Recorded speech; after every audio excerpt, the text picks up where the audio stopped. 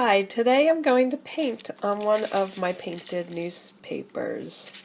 This is already dry, and I'm going to copy one of the faces that I made in my sketchbook. I think I'll just use a little charcoal pencil. So I'm not going to make a grid on this. I'm going to go very loosely and just make a loosely drawn face.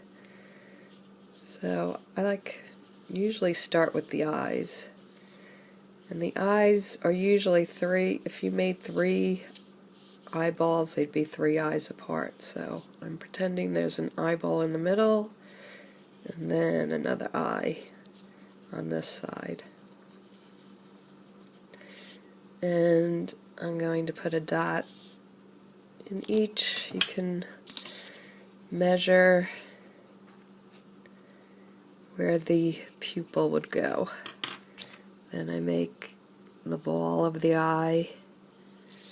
You can make it lightly so you can erase. I'm just doing a quick sketch here. I'm not too concerned with details. This is just so you can see how you can draw on your painted papers. I make an eyelid. Okay, so now they're basically almost even. This looks a little smaller, this side. And you can rub it out a little bit. I'm going to be painting over this. And the fun thing about charcoal is you can rub in all the shading. Okay, I'm giving a little bit the upper eye. The eyebrows go up here.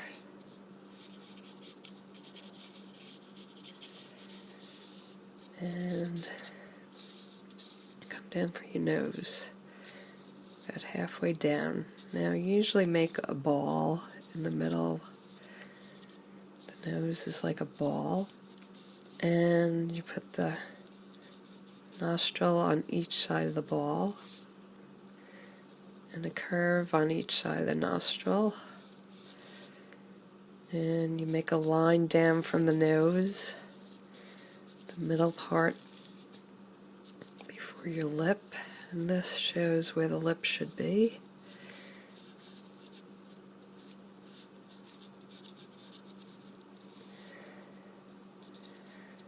The lip is kind of like, I always think of it like a seagull, if you were making a line drawing of a seagull.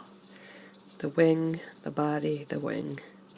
And it's the same in the middle, another little seagull. A wing, a body, smaller body, and a wing.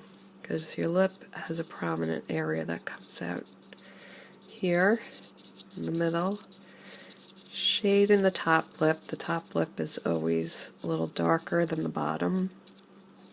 And just make a curve for the bottom lip. Leave a little room open for a highlighted area around the middle, and then a little shading under the lip. I'm going to rub this in, and you can use your kneaded eraser or any eraser that you might have on hand and erase out some more highlights if you like. I'm going to add a little more shading on this side. Shade under the eye, rub that in.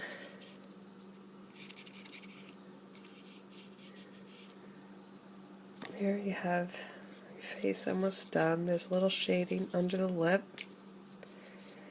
and if you make another ball coming out from under the lip, that's where the chin is. And going up, I can go up on one side from the chin and up on the other side from the chin. So no grid line used here. I'm just spontaneously making a face.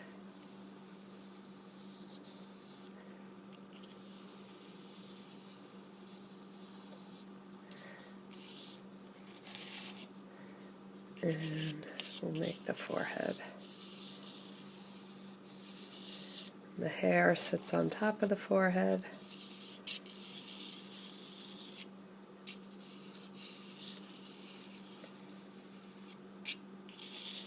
Make her have a lot of long hair. I like curly hair.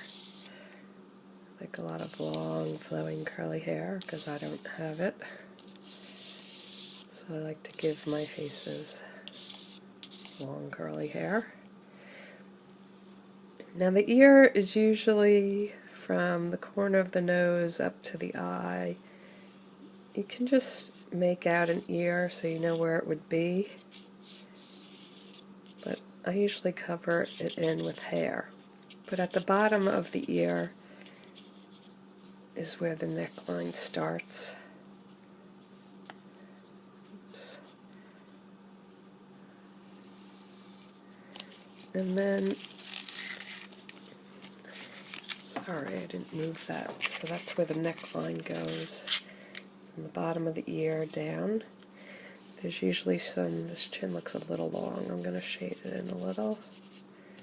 Smudge.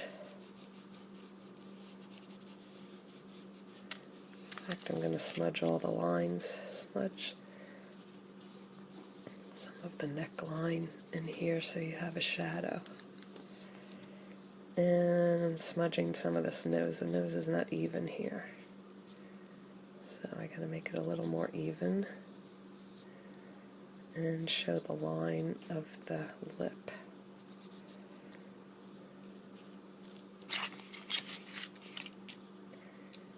Make this eye a little even with the other eye.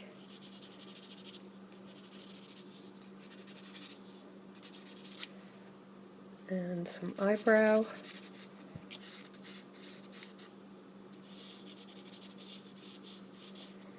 And there you have a face. And you can work on the eye a little more. There's a pupil, and there's usually some lines coming out from the pupil. You can make the pupil darker. And there's lines coming out from the iris. There's usually specks in the eye. You can either, I'll shade that in. You can either go as detailed as you want or loose, like I'm doing, a very loose drawing. It's kind of fun to do on your painted pages.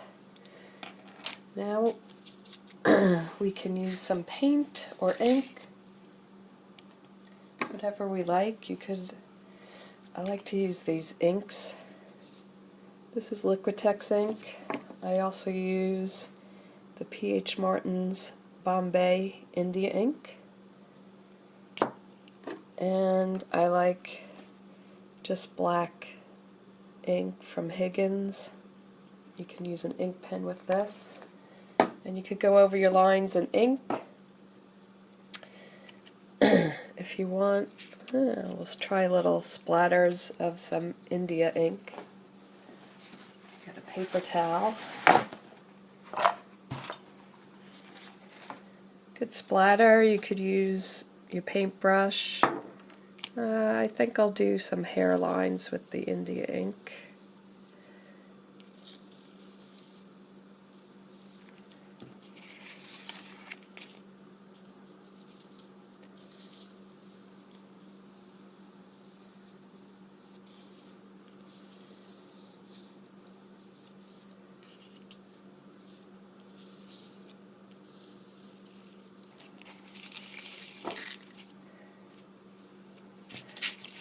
I can drip. Oops. She's got a little crazy hair.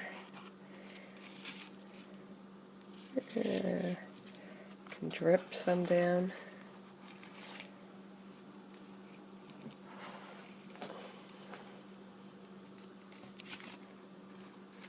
If you lift the paper a little bit, it will drip down. This isn't dripping very well, but that's okay. If you want, you can take a paintbrush and just work the ink in, or you can add some spray. You can use a water bottle and spray it and make it really drippy. I think I'm just going to spread my ink out with a paintbrush.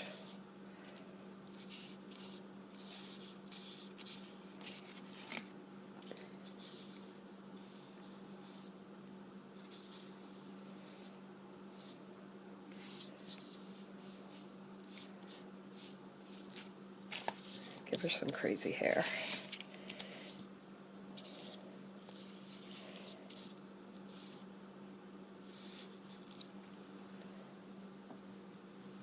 You don't have to be precise. You don't have to do exactly the right colors for hair. I use blue. Obviously, that's not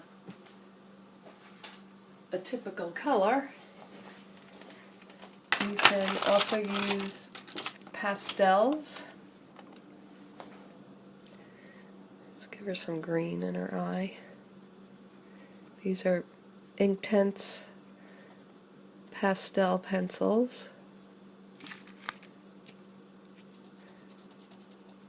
It doesn't look very dark, but as soon as you put water on that, it will become more intense.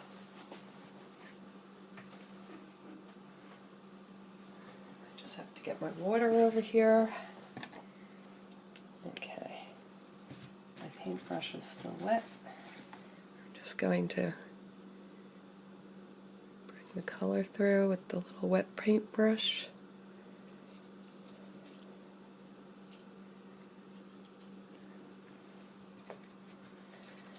And I can add some rosy cheeks with Inktense pencils.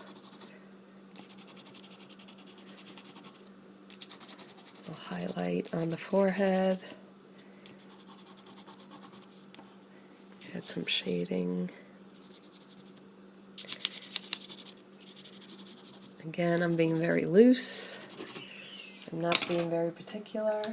I'll go in with my wet paintbrush, and the Inktense pencils now become watercolors.